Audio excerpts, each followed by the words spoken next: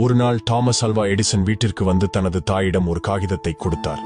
என் ஆசிரியர் இந்த காகிதத்தை உங்களிடம் கொடுக்க சொன்னார் அம்மா என்று கூறினார். அந்த காகிதத்தை படித்ததும் தாயின் கண்களில் கண்ணீர் வடிந்தது. அவள் தனது குழந்தைக்கு உரத்த குரலில் கடிதத்தை படித்தபோது, உங்கள் மகன் ஒரு மேதை. இந்த பள்ளி அவருக்கு மிகவும் சிறியது. அவருக்கு பயிற்சி அளிக்க போதுமான நல்ல ஆசிரியர்கள் இல்லை. தயவு செய்து அவருக்கு நீங்களே கற்பியுங்கள் என்று அந்த காகிதத்தில் இருந்தது. பல ஆண்டுகளுக்கு பிறகு, எடிசனின் தாயார் இறந்த பிறகு அவர் பழைய குடும்ப விஷயங்களை பார்த்துக் கொண்டிருந்தார். இப்போது நூற்றாண்டின் மிகச்சிறந்த கண்டுபிடிப்பாளர்களில் ஒருவரான எடிசன் திடீரென்று ஒரு மேசை இழுப்பறையின் மூலையில் ஒரு மடிந்த காகிதத்தை கண்டார். அதை எடுத்து அதனை திறந்து பார்த்தார். அதில் இவ்வாறு எழுதியிருந்தது: உங்கள் மகன் மனநலம் பாதிக்கப்பட்டவர். இனி அவரை பள்ளிக்கு வர அனுமதிக்க மாட்டோம். எடிசன் மணிக்கணக்கில் அழுதார். பின்னர் அவர் தனது டைரியில் இவ்வாறு எழுதினார்: தாமஸ் ஆல்வா எடிசன் ஒரு மனநலம் பாதிக்கப்பட்டவர்.